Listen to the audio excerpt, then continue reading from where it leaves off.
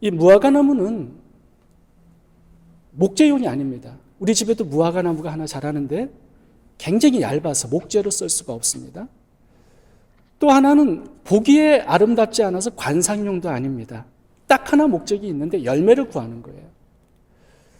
우리가 무화과 열매를 이렇게 먹으면 배고픔이 해결되지 않습니까? 그런 식으로 식용으로 사용을 했습니다. 한 끼의 양식으로. 근데 문제는 뭐냐 하면 이게 3년간 심어놨는데 열매가 없다는 거예요. 다시 말하면 충분한 성장이 있었음에도 열매에 관심이 없어요. 그래서 찍어버리겠다라고 얘기를 합니다. 왜냐하면 이 3년 동안 자랐는데도 열매가 없으면 이게 죽은 겁니다. 더 온전한 열매를 맺을 수가 없어요. 그래서 죽거나 병들었기 때문에 찍어서 다른 나무를 심어야 되는 것입니다. 그래서 오늘 본문에 보면 그런 심판의 경고, 위기가 오늘 본문에 이렇게 나오는 것입니다.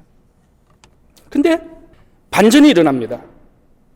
그 반전은 뭐냐면 가수원지기가 주인에게 1년 반 더 참아달라고 간청을 합니다. 소망이 없는 그 나무인데 1년을 좀 더 기다려주시면 제가 최선을 다해서 열매를 맺히도록 하겠습니다.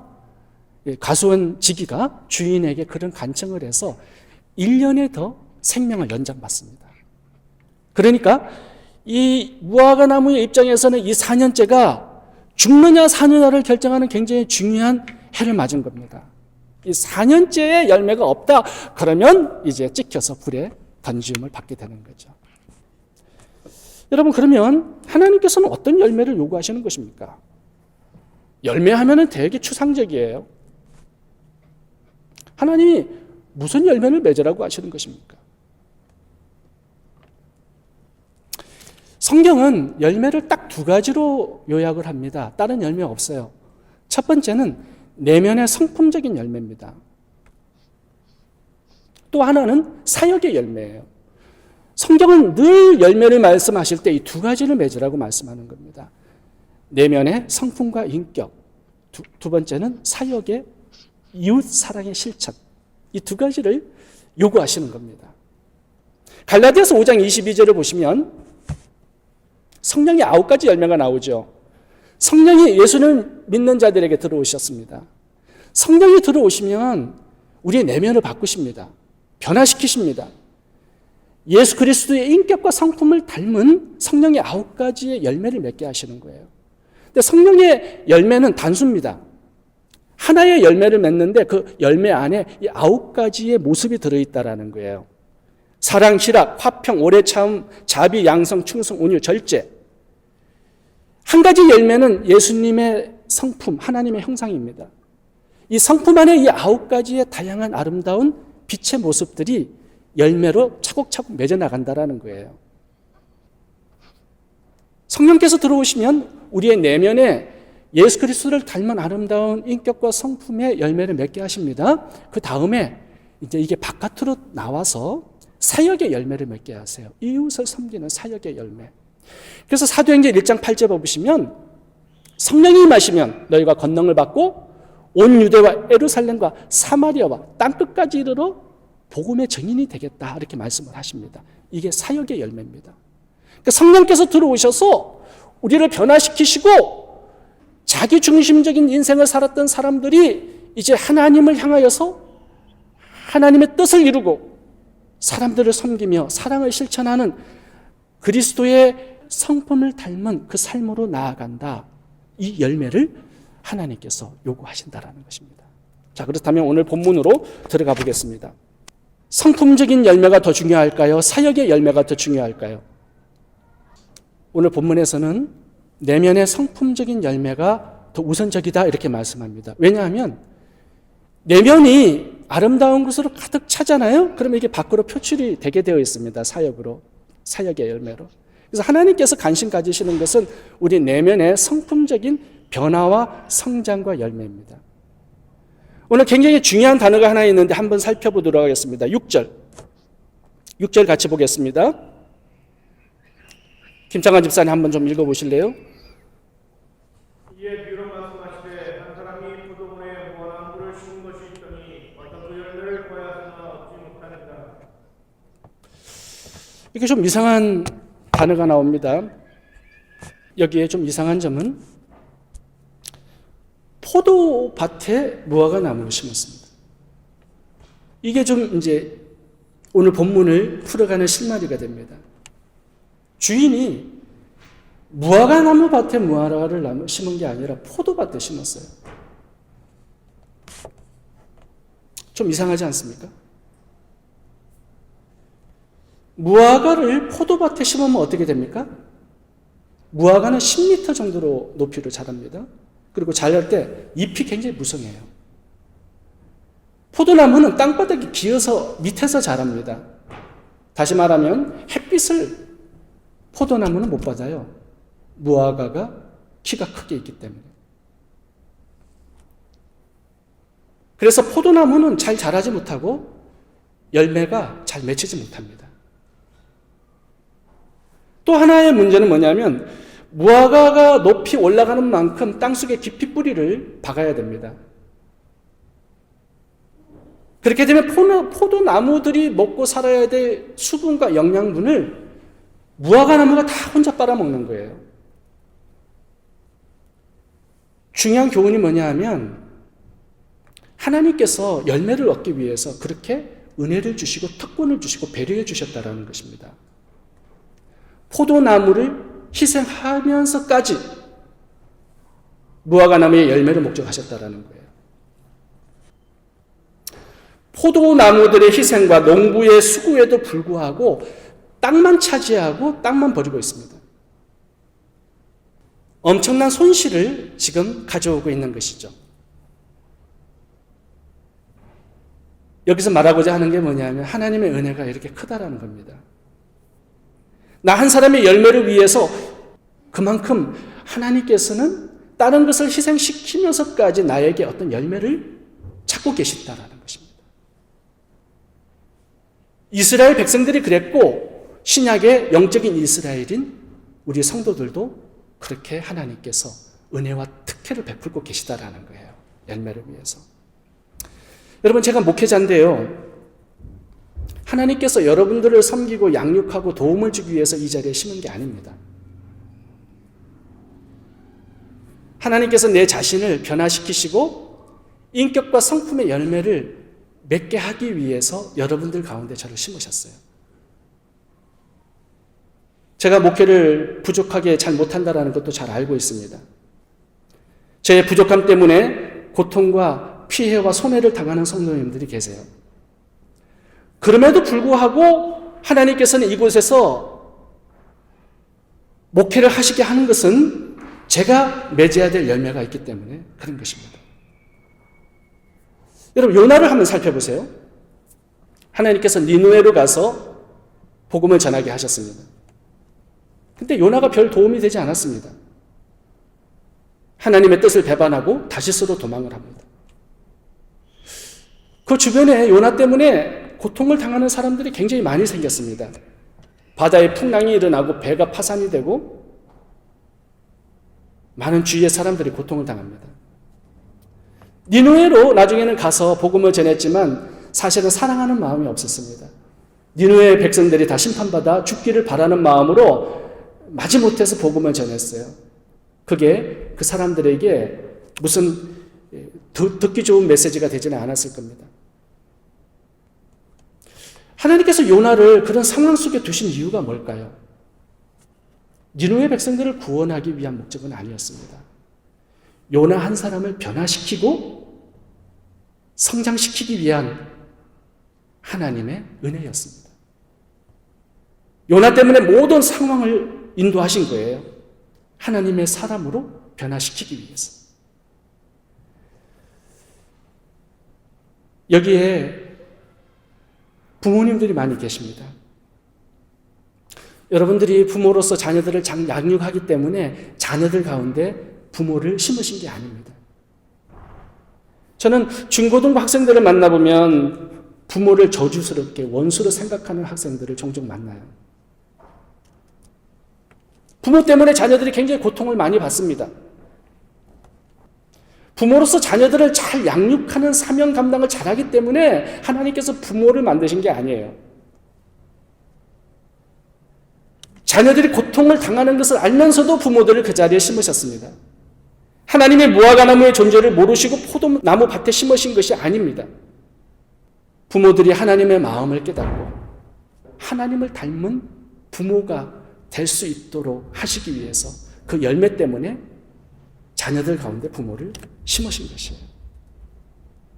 하나님께서 우리들에게 원하시는 것은 1차적으로 우리 내면의 변화와 성장, 인격과 성품의 열매입니다. 성령께서 많은 은혜를 주시는 이유도, 우리를 도와주시는 이유도 열매를 맺어가게 하기 위해서 그런 것입니다. 그 은혜를 우리가 깨닫고 알 때 우리는 인격과 성품의 열매를 비로소 맺는 사람이 되어갈 수 있는 것입니다.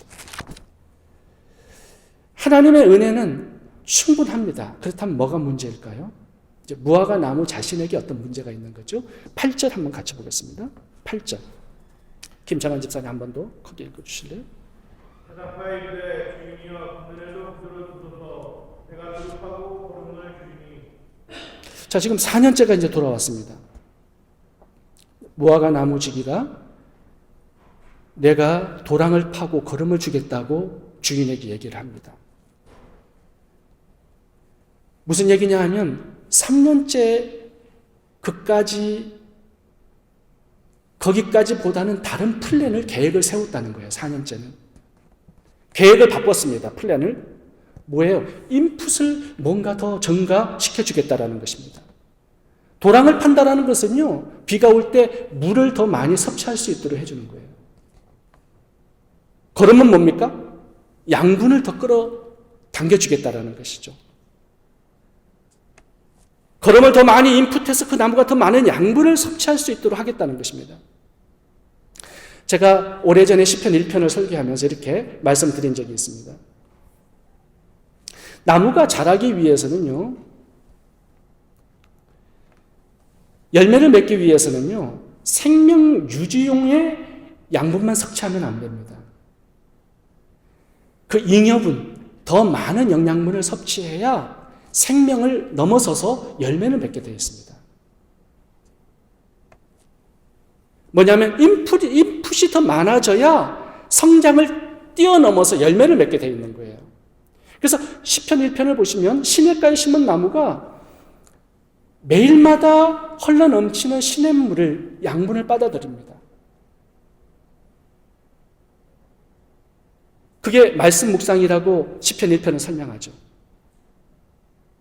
그랬더니 시제를 쫓아서 과실을 맺으며 그 행사가 다 형통하리로다, 이렇게 말씀하고 있는 것입니다. 제가 성도님들을 이렇게 대해보면 성장이 안 되는 분들이 있습니다. 10년 전에 본 모습이나 지금 보는 모습이나 똑같아요. 성장과 변화가 조금 더 일어나지 않았습니다. 왜 그럴까요? 여러분, 3년 동안 그렇게 살았는데 변화가 없어요. 그럼 4년째는 다르게 살아야 됩니다. 도랑을 파고 거름을 줘야 된다는 거예요. 영양분을 더 인풋해 줘야 된다는 것입니다. 그래야 아웃풋에 열매가 맺을 수 있다고 말씀하는 거예요. 하나님의 말씀에 양분을 더 끌어당겨야 되고요. 기도해서 하늘의 은혜와 은사들을 더 인풋해 줘야 성장과 열매가 맺을 수 있다는 말씀을 하고 있는 것입니다.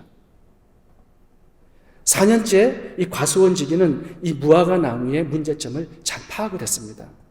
3년째 그대로 놔뒀는데 4년째 그대로 놔두면 이거는 죽어요. 찍혀서 이제 불사름이 되는 것입니다.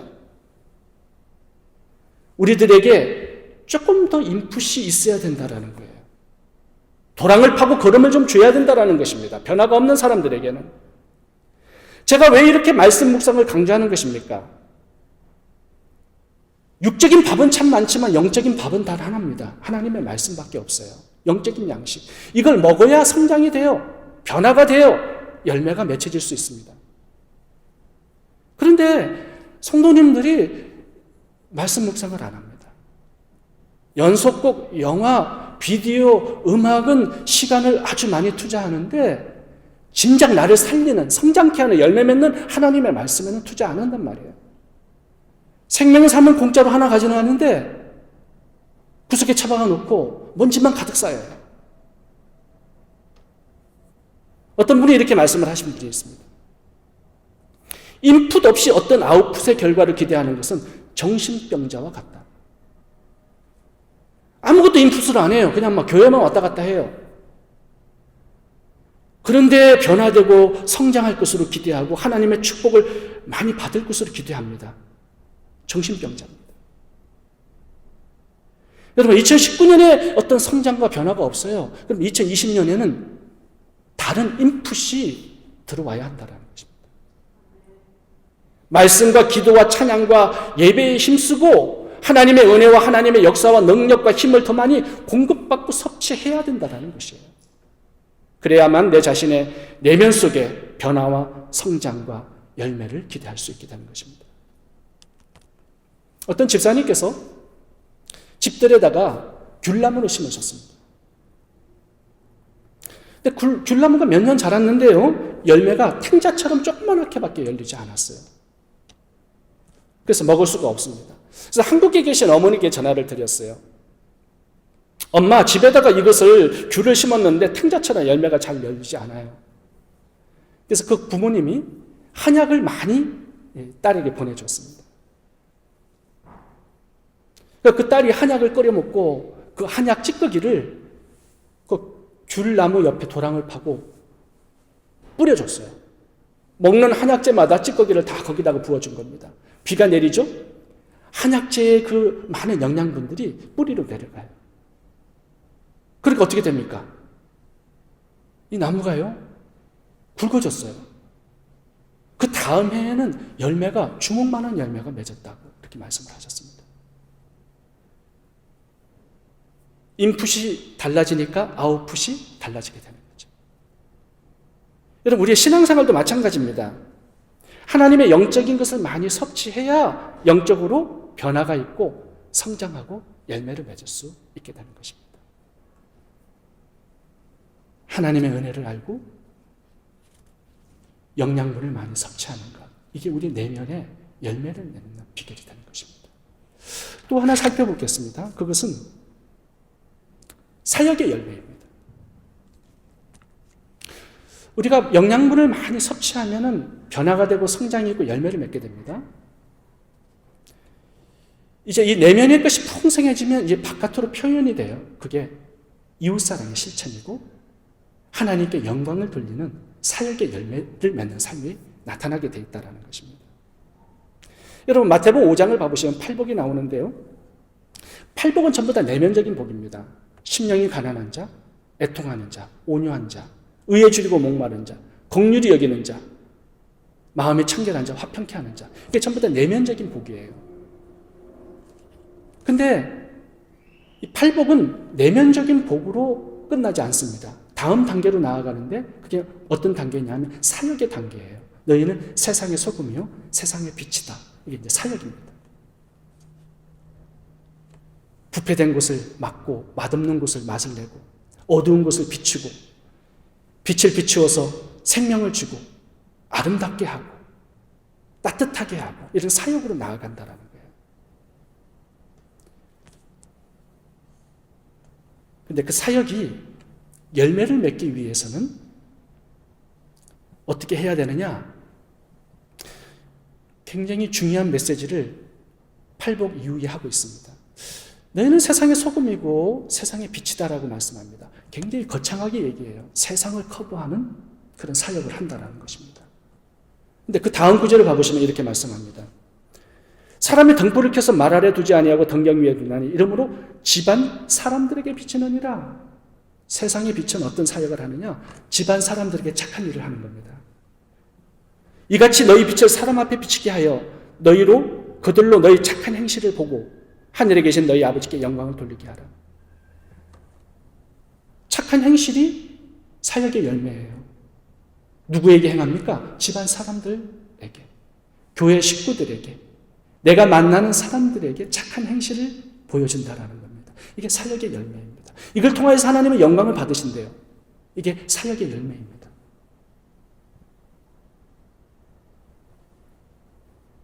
삶 속에서 이웃을 사랑하는 그런 실천들, 행위들, 그런 열매들을 하나님께서는 요구하신다라는 거예요. 그래야 믿는 사람들이 생겨나고 하나님의 나라가 확장되고 하나님의 뜻이 나를 통하여서 이루어지게 되는 것입니다.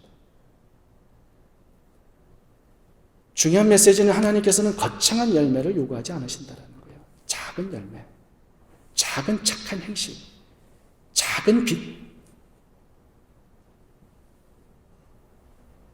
오늘 본문을 봐보세요. 3년간 하나님께서 정성을 기울이셨습니다. 많은 은혜를 주셨습니다. 다른 포도나무를 막 죽이면서까지 은혜를 왕창 주셨습니다. 열매를 맺게 하기 위해서. 3년째 되는 해에 하나님께서 열매를 요구하셨다라는 거예요. 충분히 성장이 있었어요.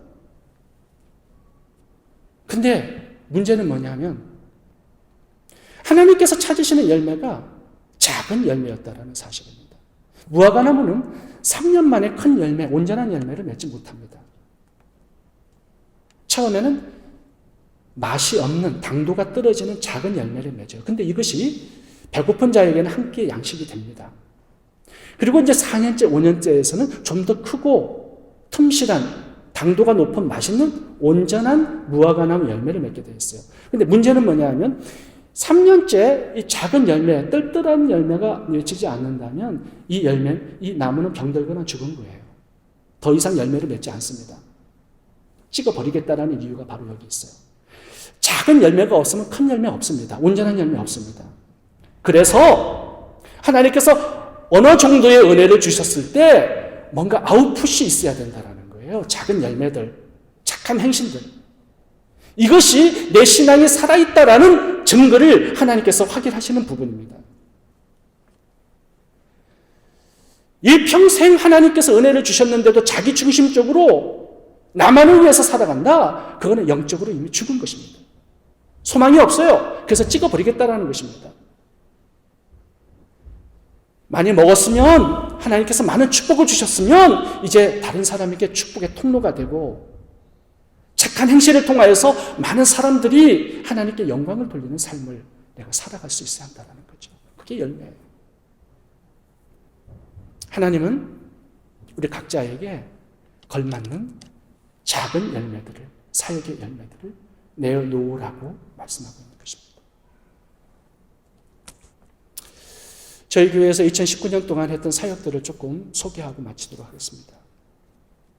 저희 교회가 작아요. 하나님께서는 우리 교회에게 큰 열매 내놓으라고 하지 않습니다. 3년 정도 되는 작은 그런 무화과 나무일 것 같습니다.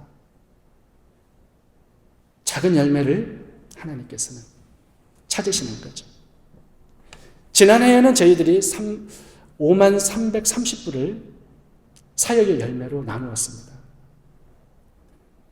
올해는 6만 5천 불을 사역의 열매로 나누게 되었습니다.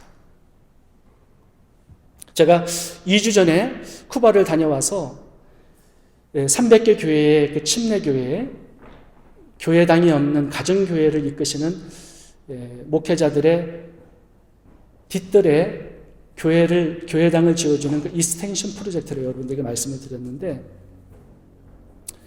몇 분이 이제 헌금을 2만 불을 넘게 해주셨습니다.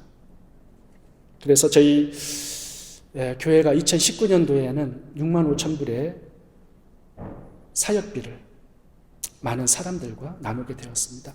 37개의 단체와 선교사님들에게 사역비를 나누어 드렸습니다. 개척교회 목회자들에게 좀 많이 지원을 해드렸고요. 또 가난한 신학생들 장학금으로 몇 분에게 지급을 해드렸습니다. 특별히 하리에게 지정헌금으로 몇 분이 헌금을 하셔서 3천 불을 하리에게 대학교 장학금으로 지불하게 되었습니다. 선교사님들, 각 나라에 흩어져서 사역하시는 선교사님들 한 30분 정도를 후원하게 되었고요. 또 이집트 목회자 부부 세미나와 청년 수련회에 탁선 선교사님께서 좀 후원을 부탁하셔서 저희들이 엑스트라로 좀 더 지원을 해드렸습니다. 지난해에도 저희들이 고아원에 후원비를 보내드렸는데 아시아라는 고아원 단체를 운영하시는 목사님이 계십니다. 제가 이메일로 좀 연락을 드려서 뭐 어떤 사역을 진행하고 계시는지를 제가 좀 알고 싶어서 문의를 드렸어요. 근데 거기는 참 대단한 사역을 하고 계셨습니다. 800명의 고아를 라오스, 캄보디아, 미얀마, 또 베트남, 아시아 지역에 37개의 고아원을 지어서 800명의 고아들을 돌보고 있는데요. 놀랍게도 대학교 진학률이 98%예요.